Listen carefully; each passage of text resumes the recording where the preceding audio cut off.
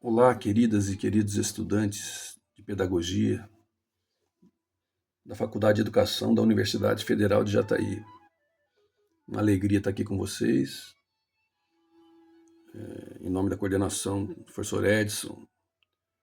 E eu agradeço a participação da professora Roseli também, nesse momento, né, em que a gente quer estar mais perto de vocês na prova do ENAD, agora teórica, né, ENAD 2024, que vai ser realizada no dia 24 de novembro agora.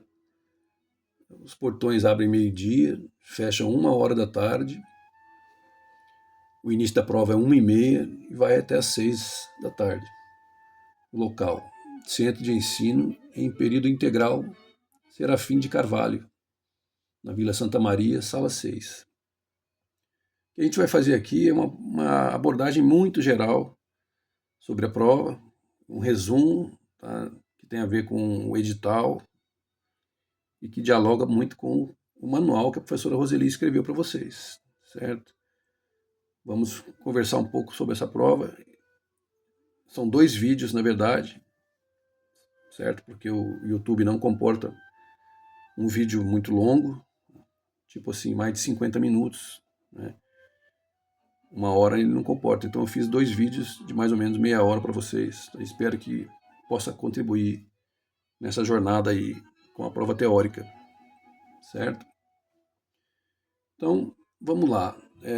Essa prova teórica, ela tem, gente, como estrutura geral, né, 2 dimensões.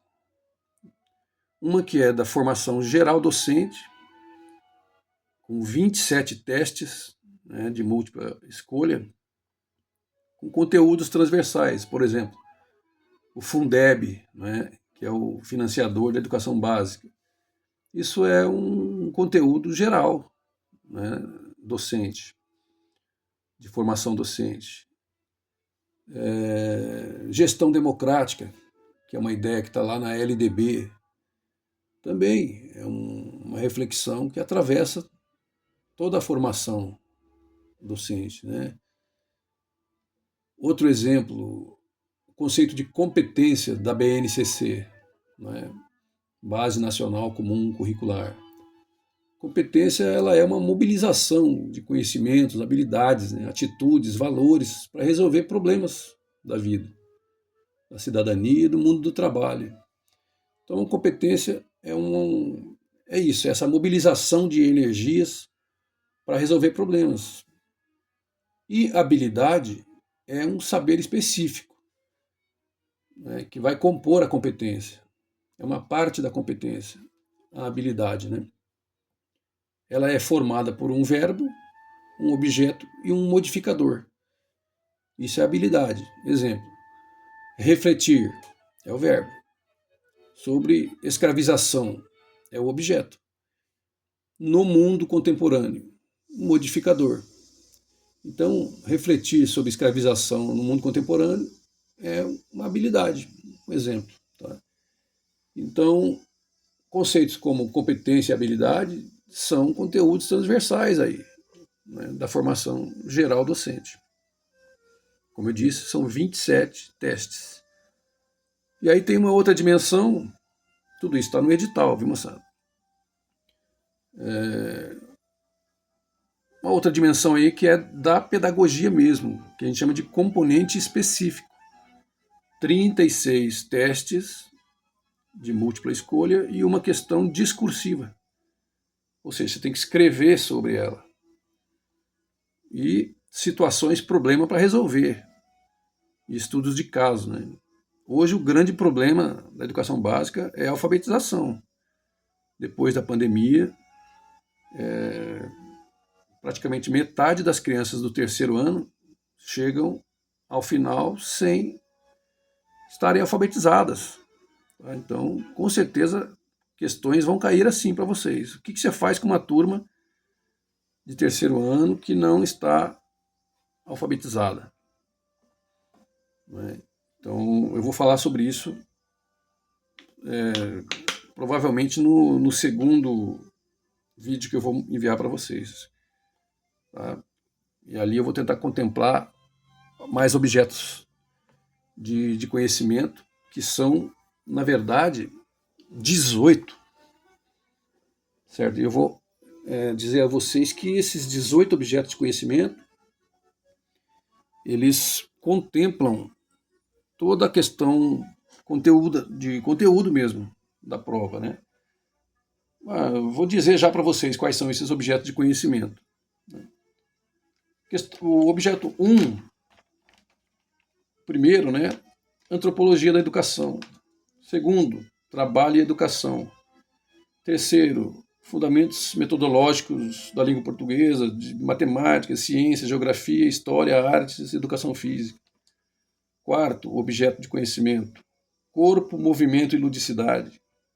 Quinto, alfabetização e letramento, vou falar sobre isso. Sexto, letramento literário, também vou falar. Sétimo, políticas de educação infantil. Oitavo, criança e infância, vou comentar também um pouco esse. Nono, ensino, currículo e práticas interdisciplinares. Décimo, atuação de pedagogos em espaços não escolares, não formais. Né? 11º, concepções de aprendizagem e desenvolvimento da criança na educação infantil e no ensino fundamental, nos anos iniciais. 12º, objeto de conhecimento, concepções de aprendizagem e desenvolvimento de adolescentes, jovens, adultos e idosos, caso do EJA. Né? 13º, objeto de conhecimento, práticas educativas para o processo de aprendizagem de crianças, jovens e adultos e idosos. Ou seja, o 12º objeto é concepções de aprendizagem. O 13º, práticas educativas, né? Para crianças, jovens, adultos e idosos. 14º objeto de conhecimento, práticas de atendimento educacional especializado, né? Práticas de A e E. O 15º objeto de conhecimento, educação do campo e movimentos sociais. 16º, pedagogia como ciência da prática educativa, vou comentar um pouco também. 17º, relação de ensino-aprendizagem e as dificuldades no processo de escolarização. 18º, objeto de conhecimento, práticas de ensino na educação infantil. Aí vocês precisam lembrar do estágio que vocês fizeram lá na educação infantil. Né? Só lembrando que a educação infantil tem 3 universos, né? O bebê, a criança bem pequena e a criança pequena. Bom, então está mais ou menos claro para vocês, espero que sim, né? Que essa estrutura geral tem essas 2 dimensões. Né? Conteúdos transversais para a formação geral, docente, e questões relativas ao componente específico aí, pedagogia. Bom, é importante falar para vocês que nós temos olha que bonita essa imagem, né? Quem adivinhar ganha uma coxinha de camarão. Parece um sol, né? Mas é uma célula vegetal. Coisa linda, né? Para o componente específico da pedagogia, que eu agora há pouco comentei, né? Nós temos 2 grandes competências. A primeira é utilizar metodologias de maneira crítica, né? Com os recursos didáticos e processos avaliativos. É refletir sobre metodologias. Está tudo no edital, viu, moçada? E com relação a metodologias, nós temos muita coisa para falar, né? E essas coisas que a gente tem para falar sobre metodologia nada mais são do que as habilidades. São 6, né? Relativas a essa reflexão sobre metodologias. 6 habilidades. Né? A primeira é identificar fundamentos teórico-metodológicos. E eu vou falar bastante sobre isso daqui a pouco, certo? e a professora Roseli já fez isso no manual também, é você ter a capacidade de reconhecer, nossa, isso aqui é uma perspectiva tradicional religiosa, né, de aprendizagem. Ah, não, isso aqui é construtivismo, né? Então, é a habilidade número um, identificar fundamentos teórico-metodológicos relativas a essa competência dos métodos de ensino, né? Segunda habilidade relativa a essa grande competência das metodologias, você selecionar e utilizar diferentes metodologias e recursos. Então, vão testar vocês nessa habilidade de saber qual é o melhor método e recurso junto, né, para trabalhar com a criança ou adolescente. Terceira habilidade, associar diferentes linguagens e tecnologias ao planejamento. Ou seja, vamos ver se você tem essa capacidade de usar a tecnologia, né, e outras linguagens quando você planeja suas ações, né. Quarta habilidade, elaborar um plano de aula. Vou falar sobre isso no segundo vídeo, beleza? Você precisa saber elaborar um plano de aula. Claro, para isso você precisa, sobretudo, fazer um diagnóstico, né, sobre a sua turma para poder depois planejar o tema e os objetivos da sua aula. Quinta habilidade, que tem a ver com metodologias, a grande competência aí. A quinta habilidade é você promover ações que viabilizem a autonomia dos alunos. Então, se a professora ou o professor é muito autoritário, não vai desenvolver jamais a autonomia dos alunos. A professora que grita com o aluno, por exemplo, ela vai atrofiando a autonomia dos alunos, né? Então, a quinta habilidade tem a ver com isso. Ações que tornem os alunos mais autônomos, resolvam por si mesmos seus problemas, né?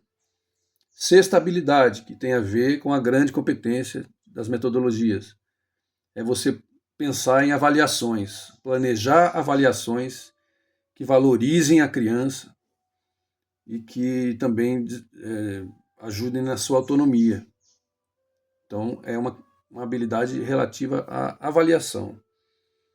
Bom, então, tudo isso eu falei agora sobre a primeira grande competência aí da pedagogia, que tem a ver com os métodos, né? As metodologias, recursos didáticos e processos avaliativos. Agora, vou falar sobre uma outra grande competência, que são os conhecimentos teóricos e práticos, né, relativos às fases do desenvolvimento da criança e do adolescente. Então, pensa comigo, você tem que relacionar o que você sabe à idade, né, ou, sobretudo, o desenvolvimento que a criança está passando ali. Uma criança de 4 anos, ela não é capaz de fazer algumas coisas que uma criança de 8 faz, ou de 7. E assim como também tem um bebê. Então é isso. Essa é a grande competência aí sendo avaliada. Como é que você articula seus conhecimentos teóricos a cada etapa do desenvolvimento, né, humano, cada fase, né? Porque tem as etapas da educação básica, que são 3 etapas, né? Educação infantil, ensino fundamental e ensino médio. Com relação a essa grande competência dos conhecimentos teóricos, nós temos 6 habilidades também, né? 6 habilidades. E aí vale a pena, claro, discutir uma por uma.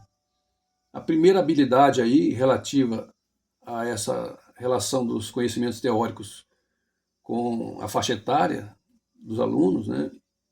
A primeira habilidade é você ser capaz de promover um pensamento crítico sobre questões sociais relativas à ciência e à tecnologia. impacto da ciência, não é, na, na vida das crianças. Então, tem a ver com esses conhecimentos teóricos aí, a grande competência. Então, por exemplo, o celular na escola está sendo proibido. Não é? Isso vai ser perguntado. Como é que é? Como é que é essa história aí? Né? Então você tem que ter essa habilidade de refletir criticamente sobre o impacto da ciência e da tecnologia na escola. Por exemplo, a inteligência artificial. Como é que é? Dá para a gente pensar nessa inteligência artificial de maneira crítica? Claro, né? Essa é uma habilidade que está sendo muito cobrada, porque é um caminho sem volta, né? Essa, essa habilidade aí de você... Habilidade não, um caminho sem volta é a tecnologia avançando cada vez mais, né? Então você precisa ter essa habilidade de refletir criticamente do impacto disso na sociedade e na escola. Aí nós temos a segunda habilidade relativa a essa competência dos conhecimentos teóricos, que é você propor problemas que estimulam a investigação científica. O aluno com postura de cientista e também produzindo conhecimento científico. Uma segunda grande habilidade. Aí, a terceira grande habilidade relacionada aos domínios que você deve ter dos conhecimentos teóricos. Né? Essa terceira tem a ver com você relacionar, né, as abordagens didáticas à teoria. Então, se você tem uma didática, como é que você relaciona essa didática sua, por exemplo, de alfabetizadora, à teoria que você estudou? Você está ali fazendo um exercício de completar a palavrinha com a criança. Como é que você relaciona isso à teoria que você estudou sobre, por exemplo, Vygotsky? Certo? É uma habilidade que tem a ver com os conhecimentos teóricos. A grande competência número 2, certo? Bom, habilidade 4, qual é? Você articular seus conhecimentos teóricos com as linguagens de maneira interdisciplinar. Então, é uma habilidade não muito comum. As pessoas pensam muito em caixinhas, né? Então, pensar de forma interdisciplinar é uma habilidade que tem a ver com os conhecimentos teóricos práticos. Essa grande competência. Pensar de forma interdisciplinar é você ter um problema para resolver, por exemplo, o lixo do bairro, e aí como é que a matemática pode pensar isso? Como é que a língua portuguesa, por exemplo, a alfabetização pode pensar o lixo, né? E assim com outros conhecimentos, as artes, né? É isso. Vamos falar então agora da quinta habilidade. Avaliar os domínios cognitivos conforme as fases do desenvolvimento e etapas da educação básica. Você precisa ser capaz de avaliar esses domínios cognitivos, que seriam, por exemplo, capacidade de raciocínio lógico, matemático. Né? Como é que é isso na educação infantil, que é uma etapa? Como é que é isso no ensino fundamental, que é outra etapa, né, da educação básica? Entende? Você precisa avaliar isso. E, de novo, respeitando a autonomia, né, os conhecimentos prévios dos alunos. E, finalmente, a sexta habilidade, relativa a essa competência, né, tem a ver com os conhecimentos teóricos, práticos, que você domina. Né? Essa sexta habilidade tem a ver com você elaborar uma proposta de intervenção adequada, né, a uma determinada etapa da educação básica. Então, você precisa ser capaz de falar, para o berçário, eu tenho essa proposta de intervenção. Para os anos iniciais do ensino fundamental, eu tenho essa outra proposta de intervenção adequada, né?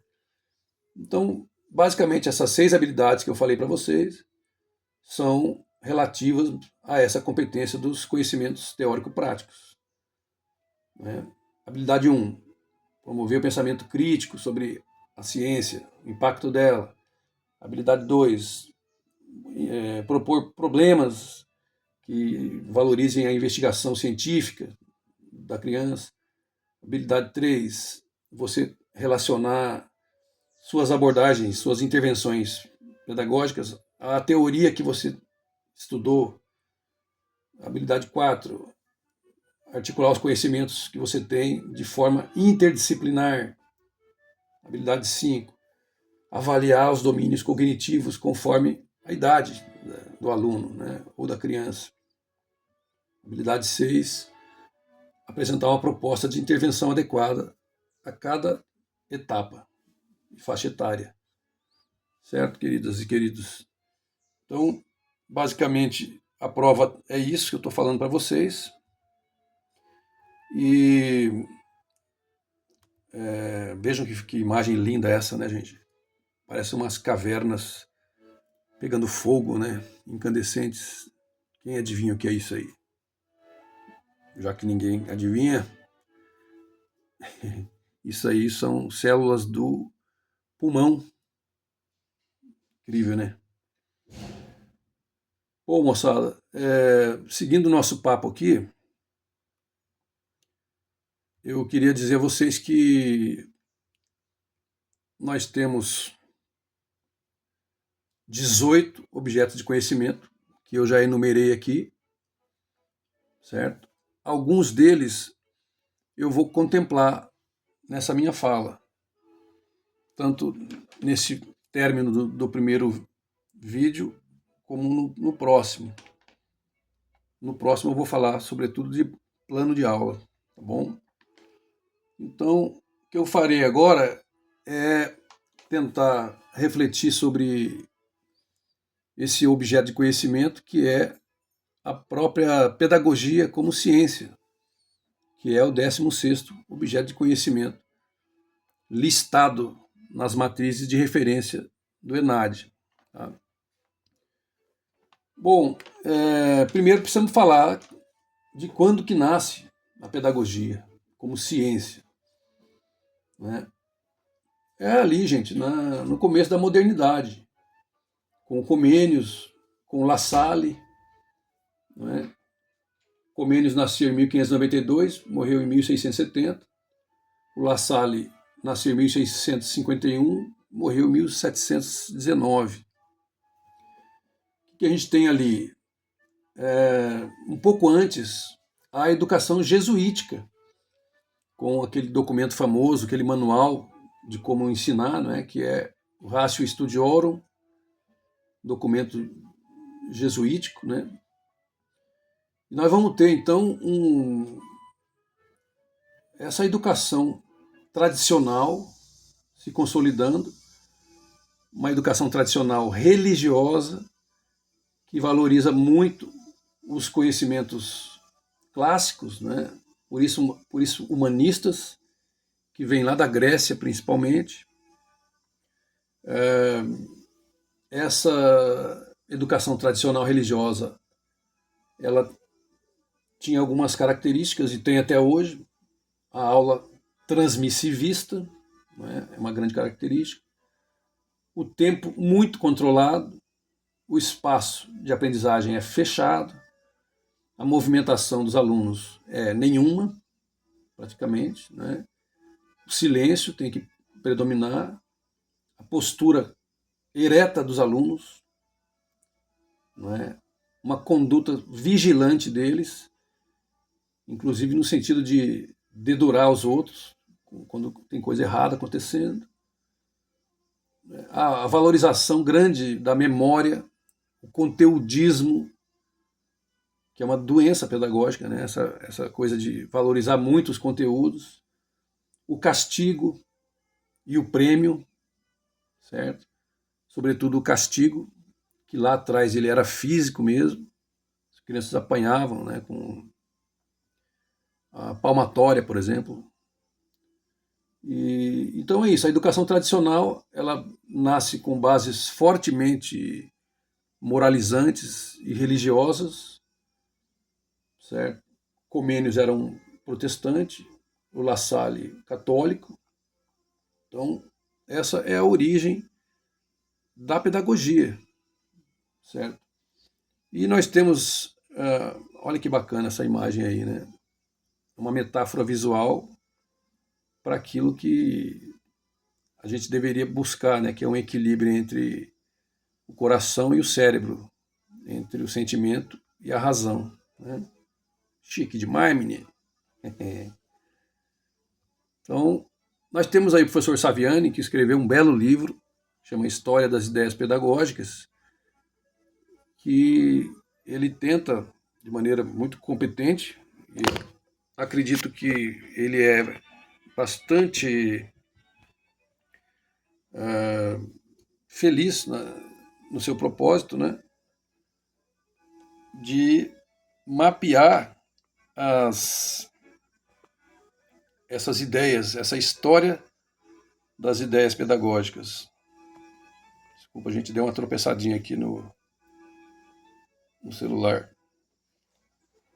Então, nós temos, segundo Saviani, 4 grandes momentos dessa história, né?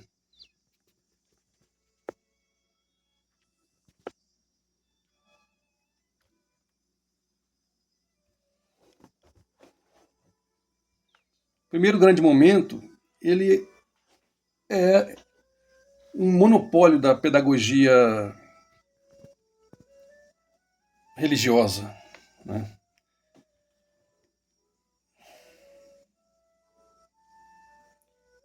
E vai de 1549 a 1759.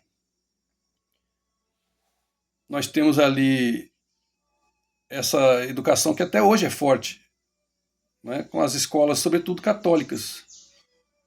Vai terminar em 1759 com a expulsão dos jesuítas. Expulsão entre aspas, né, moçada? Porque, na verdade, eles perderam o poder que tinham, né? 10% do que a